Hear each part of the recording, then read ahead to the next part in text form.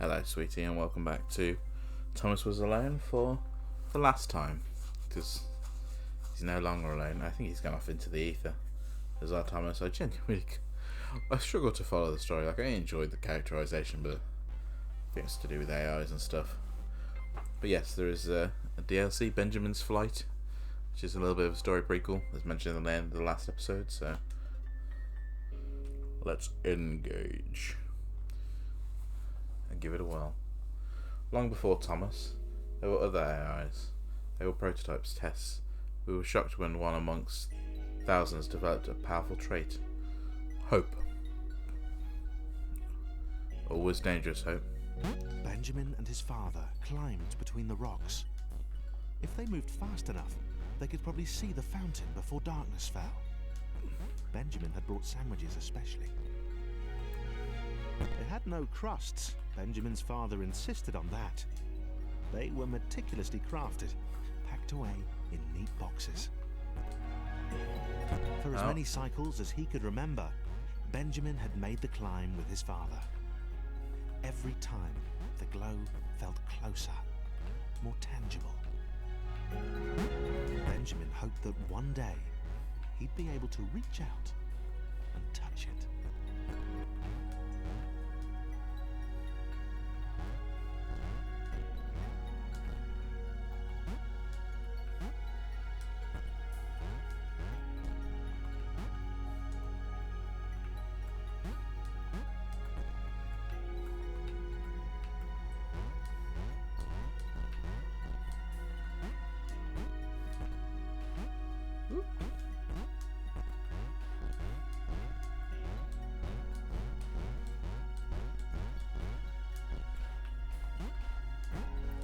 Boom, boom. Oh, come on. Let me past. Over we go. Oh, I can't get there without Benjamin. Presumably Benjamin's the little one. At least that's what I get from the context of the story.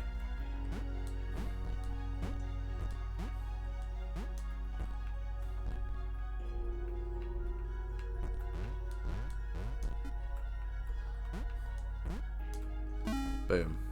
Fantastic. There we go. Off to a flying start. 1,831 cycles later.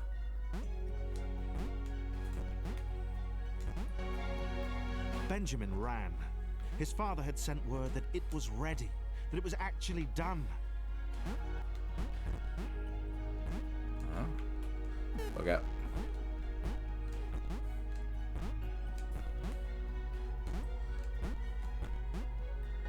There had been a few misfires. Benjamin had seen the rectangle who tested Mark 26. More of a trapezium now. Quadrilateral humour. It shows that I was once rather, I wouldn't say into maths, but into maths enough that I got an A at one point. That I found that very funny. I never liked maths, but apparently I was good at it. The jetpack was glorious. Yes. Benjamin's father motioned to the switches he'd made, told him to fly to them. Slowly, though. Slowly. Never. Only ever with haste.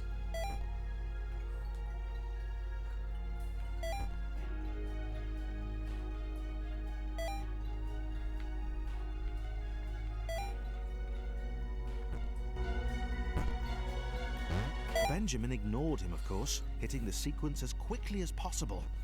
He was dying to test this out properly, to fly to the fountain. Of course. As is tradition.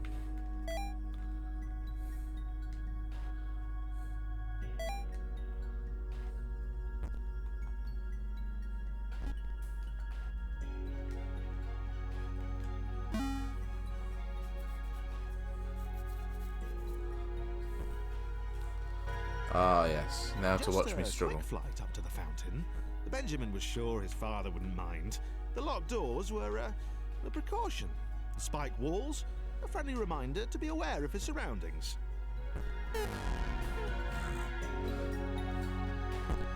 I love that. That's proper kid logic there. That combination lock on the jetpack had, after all, been exceptionally easy to guess.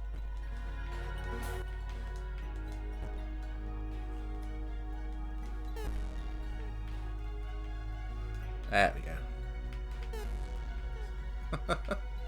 There's a trophy in this game for like dying 100 times, and I guarantee that I've pretty much earned it during this level.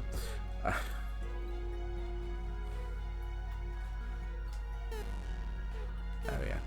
Just too fast. The camera can't keep up with my ridiculousness. Alright. Straight to the top. The more spikes there are, the more I'm going to die. Just going to fly straight into them because the camera can't keep up. I'm just like, dragging it down. Anna was done. Oh. The Hi, fountain Anna. had sounded like a great idea when she started. An adventure. And more importantly, it was an adventure she could have alone. That's fair. But she hadn't been alone. And they had seen her.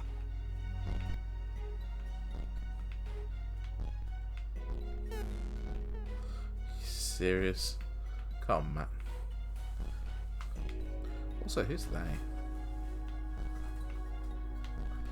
One day, many days. How many days? Oh yeah, no, I'm gonna fudge this one. Be prepared to be sat here for a long time, or as I say that, a very short time. Benjamin was getting good at this. They could fly.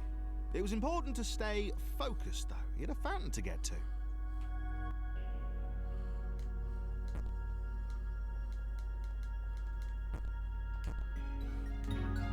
Get to the fountain, touch it, get home for dinner. His father wouldn't even notice he'd gone anywhere.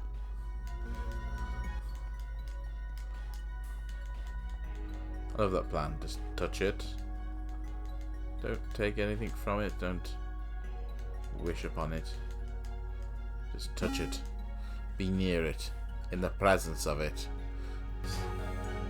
The rectangle seemed remarkably unimpressed by Benjamin's jetpack. She didn't even ask about it. She just kept looking up and muttering about clouds. Initially slighted, Benjamin decided that this was a passing disinterest and she'd come round eventually. There we go. There we go. Whee! No, this is like the handbrake thing from Top Gear. It is definitely wrong with the impresses women. And I know it's meant as a joke, but it definitely doesn't. Also, I've never tried a handbrake turn. I've never known a woman... the only women I've known be interested in cars are usually interested in ridiculous cars. Like the tarted up jazzy like hatchbacks and stuff. Proper chavmobiles, but it's not really Anna one for me, that. tried to talk the obnoxiously single-minded Square out of his plan. She should have left him, taken the next portal home and forgotten about that big spluttering machine he kept motioning at heroically.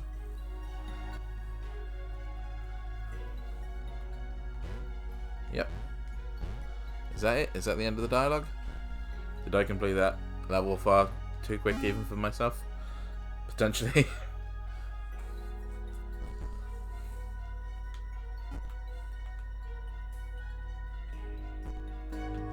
They were she gets halfway through it to the very fountain. quickly.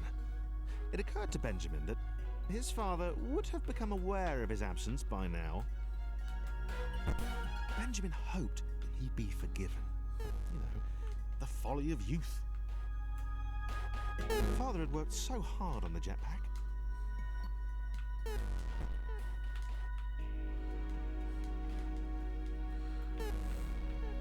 Yeah, but Benjamin's not taking it with plans of destroying it or disrespecting it anyway. Just maybe disrespecting his father's wishes, for sure. Come on.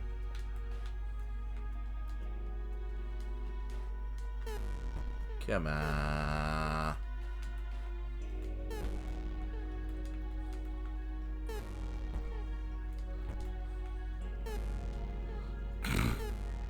I'm bad at this. Come on, Matt, you might want to edit this out. Or at least speed it up a bit.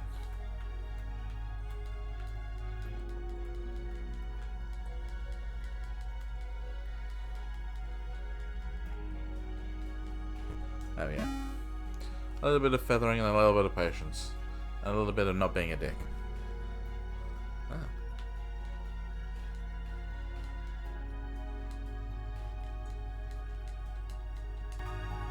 Anna tried again.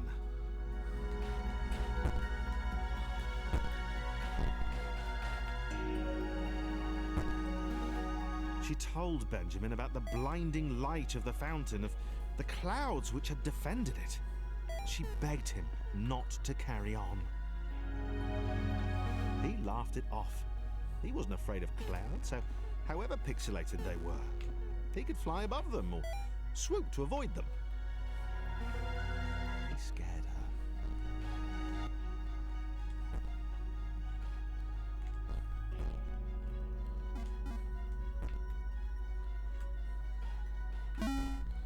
Boom.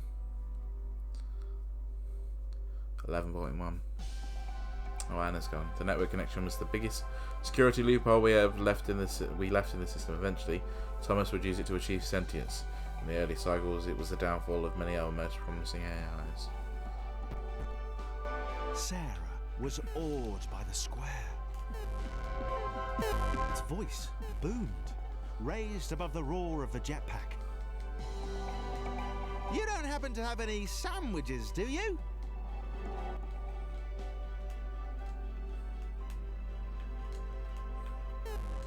Ah, no. There's no checkpoints. Got to do this in one, haven't I? With each of them.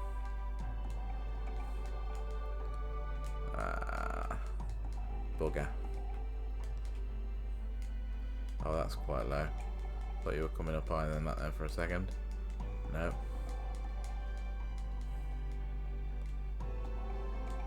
That's it. Yes. Okay.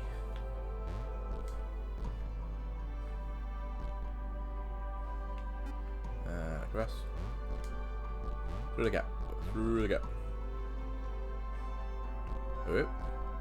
And then it's they'll miss a double bubble. Is this Sarah? This is, I cannot remember the names of the quadrilaterals, and it shames me. Anna, Benjamin, and Sarah, I want to say. Yeah. Nah. I'll do. Boom. Boom, boom, boom. So we'll go for a piggyback ride. I'm guessing not down there. Oh yeah.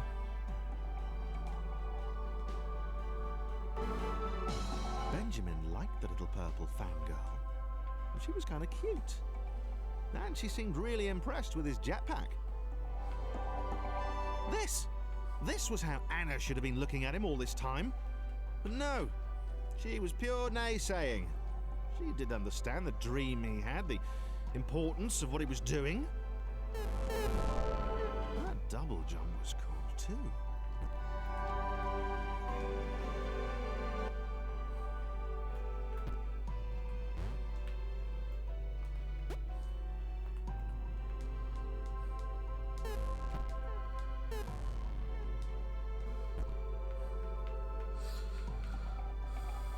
Right, let's pop you back on top. Yeah.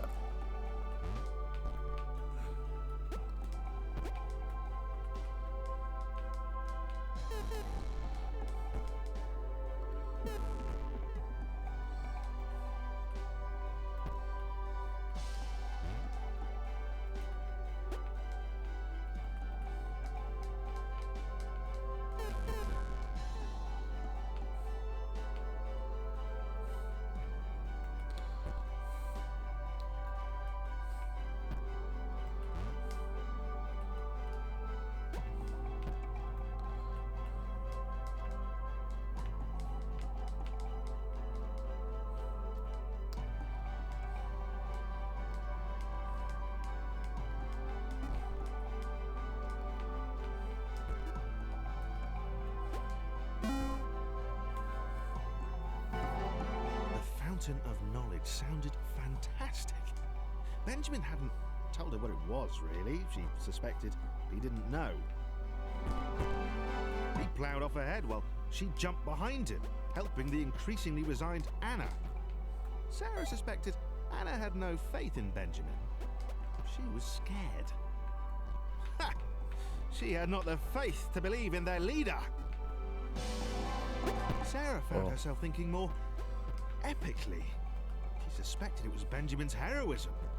Well, every hero needed a faithful disciple. Maybe that was her. Hey, she's optimistic. Definitely wasn't Anna. I'll fill you in on the last line. Definitely wasn't Anna. I just feel like it's she's getting a bit fangirly.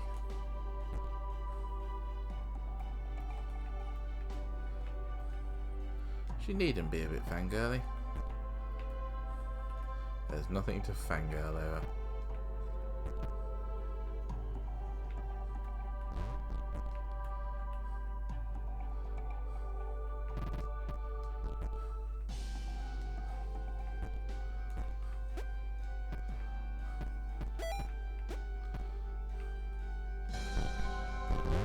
Anna was definitely done this time. Oh.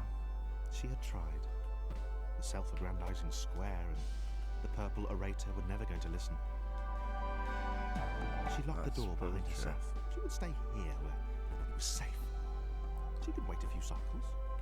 Who knew? Maybe this would be enough. She was done with adventure. And she had no idea what sandwiches even were.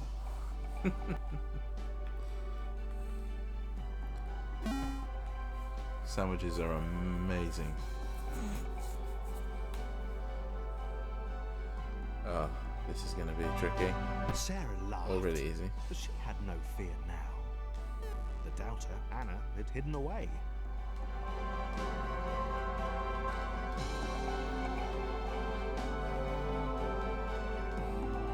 Benjamin carried her even higher.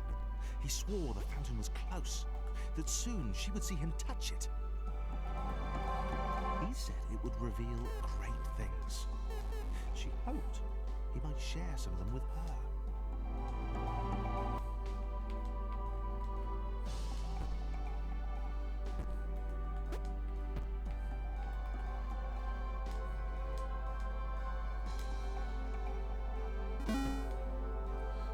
Fabulous. Sorry, again, I'm being really quiet, but just really enjoying this. Oh no. Oh no. No.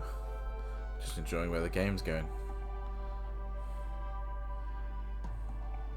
I like the little narration of the story. It's the characterizations. It's just really sweet. The world surrounding the fountain was brighter than the rest. Light seemed to engulf the space around it, pouring into the chambers. Benjamin was close. The jetpack was working. Benjamin thought of his father again. He thought about how proud the big square would be of what he'd accomplished. Aw. That's really sweet.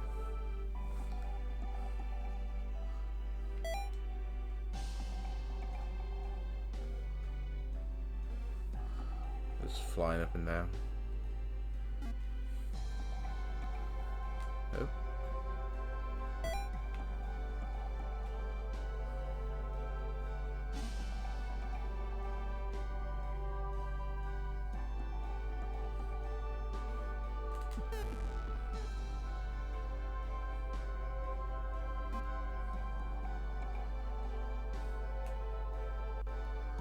Oh, there we go.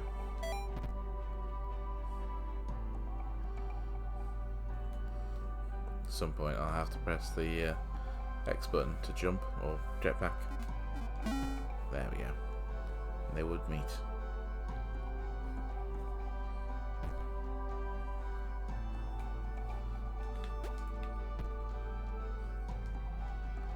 Now I'm gonna dodge getting hit. Ah, yeah, this is gonna be tricky. I thought it'd be bold and just try and get ahead of that one, but Sarah knew she could not follow Benjamin any further. She would wait here. He would return soon enough, and he would tell her everything. The lights grew even brighter, and with tears in his eyes, Benjamin ascended.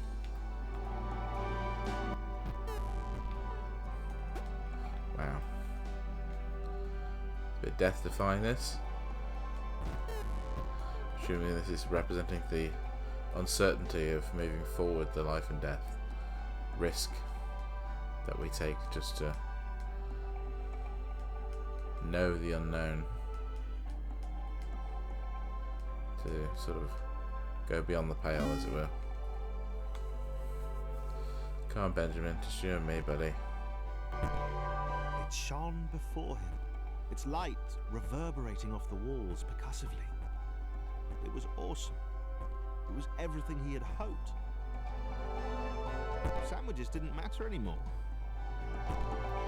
Cute purple fangirls didn't matter anymore. It was only Benjamin and the fountain. The light engulfed Benjamin. He couldn't. It's the internet again. We're back with the same place Thomas was.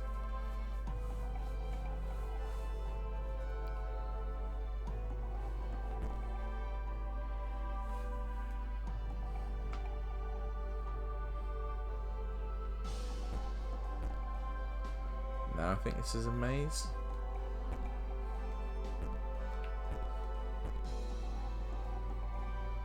I say it feels like a maze anyway.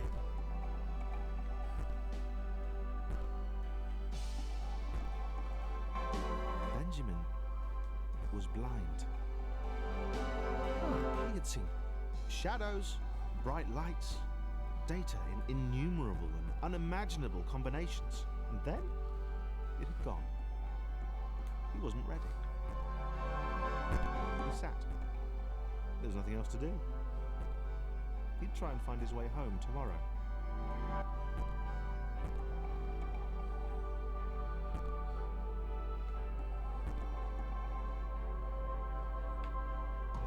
Dun, dun, dun, dun, dun, dun. I don't think you really needed me for this one. Maybe to show you, but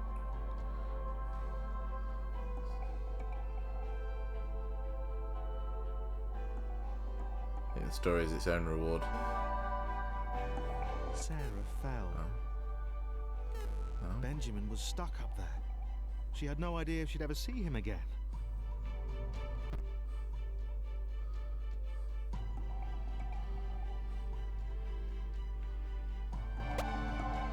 The fountain had destroyed everything.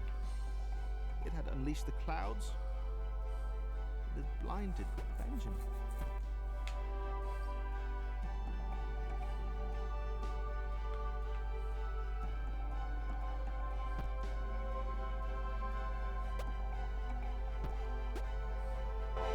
Sarah swore she would see it again. She'd get back to it. She would know what it was and what it contained.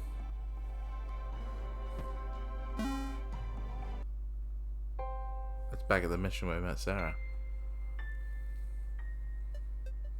I didn't linger long enough, but that's what that level was. There we go.